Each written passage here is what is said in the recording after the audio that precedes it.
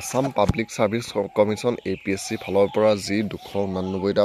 পোষ্টৰ এডভাৰটাইজমেণ্ট আহিছিল আৰু বৰ্তমান অনলাইন আবেদন কৰাৰ অন্তিম তাৰিখটো আহি পাই গৈছে। আৰু যদি আপোনালোকেও ভাবি আছে Assam public service commission APSC CCE ফালৰ পৰা অহা এই 289টা পদ আপোনালোকৰ কোনকেইটা বিভাগত ওলাইছে আৰু কোনসকলে আবেদন কৰিব পাৰিব, এতিয়ালৈকে যদি আপোনালোকে এডভাৰটাইজমেণ্টটো চোৱা নাই তেতিয়া মই এইটো ভিডিঅ'ত আপোনালোকক এই গোটেই এডভাৰটাইজমেণ্টটো দেখুৱাম।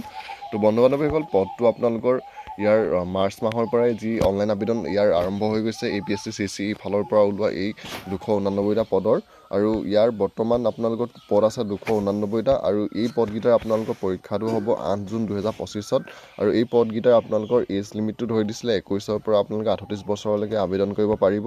আৰু ইয়াৰ কাৰণে আপোনালোকৰ গ্ৰেজুৱেশ্যন কৰা বিচাৰিছিলে, কিন্তু কেইটামান পদত আপোনালোকৰ বেলেগ কোৱালিফিকেশ্যন ইয়াত বিচাৰিছে। ইয়াৰে প্ৰথম মই আপোনালোকক কৈছোঁ ইয়াত কোনটো পদ কাৰ কাৰণে কিমান আছে। প্ৰথম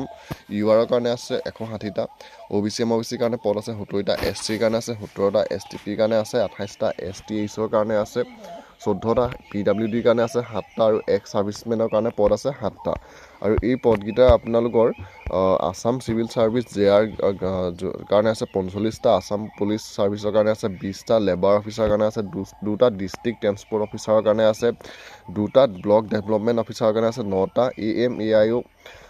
চুপাৰিনটেণ্ডেণ্ট অফ ইণ্ডাষ্ট্ৰীৰ কাৰণে আছে 23টা, এছিষ্টেণ্ট ৰেজিষ্ট্ৰাৰ অফ কোঅপাৰেটিভ ছ'চাইটিজৰ কাৰণে আছে 2টা, Assam finance service JR grade 2 কাৰণে আছে 53টা, আসাম আৰ্বন এডমিনিষ্ট্ৰেটিভ ছাৰ্ভিচৰ কাৰণে আছে 5টা, assistant research officer ministry minority development বৰ্ডৰ কাৰণে আছে 1টা, ইনস্পেক্টৰ অফ টেক্সৰ কাৰণে আছে 15টা, ইনস্পেক্টৰ অফ লেবাৰৰ কাৰণে আছে 10টা, ইনস্পেক্টৰ অফ এক্সাইজৰ কাৰণে আছে 19টা, এছিষ্টেণ্ট এমপ্লয়মেণ্ট অফিচাৰৰ কাৰণে আছে 18টা, ছাব ৰেজিষ্ট্ৰাৰৰ কাৰণে আছে 13টা, এছিষ্টেণ্ট অডিট অফিচাৰৰ কাৰণে আছে 16টা। আৰু আপোনালোকৰ এই পদকেইটা কাৰণে যদি আপোনালোকে আবেদন কৰিব বিচাৰে তেতিয়াহ'লে ইয়াৰ এজ লিমিটটো ধৰি দিছে আপোনালোকে ইয়াত যোনটো এজ লিমিট ধৰি দিছে এই ধৰি দিয়া বয়সতকৈ আপোনালোকে যদি SC বা ST হয় 5 বছৰ বেছি হ'লেও পাৰিব, OBC MOBC হ'লে 3 বছৰ বেছি হ'লেও পাৰিব আৰু PWD হ'লে 10 বছৰ বেছি হ'লেও পাৰিব। আৰু ইয়াৰ এপ্লিকেশ্যন ফিজটো দিব লাগিব জেনেৰেলসকলে 297 টকা, ST ST সকলে দিব লাগিব 47 টকা, OBC MOBC সকলে দিব লাগিব 197 টকা, BPL সকলে দিব লাগিব 47 টকা, PWD সকলে দিব লাগিব 47 টকা আৰু ওমেন কেণ্ডিডেটসকলে এপ্লিকেশ্যন ফিজটো দিব লাগিব 47 টকা।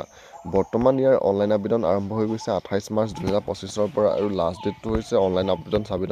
ছাবমিট কৰা 29 এপ্ৰিল। যিহেতু আপোনালোকৰ ওচৰত বৰ বেছি দিন সময় নাই, যদি আপোনালোকে ভাবিছে আসাম পাব্লিক ছাৰ্ভিচ কমিশ্যনৰ ফালৰ পৰা ওলোৱা এই পদকেইটাৰ কাৰণে আবেদন কৰিম বুলি, তেতিয়া আপোনালোকে 29 এপ্ৰিল 2025লৈকে এই পদকেইটাৰ কাৰণে অনলাইন যোগে আবেদন কৰিব পাৰিব। আৰু ইয়াৰ আপোনালোকৰ ডেট অফ CC প্ৰিলিমিনাৰী যোনটো এক্সাম হয় সেই এক্সামটো হ'ব 8 জুন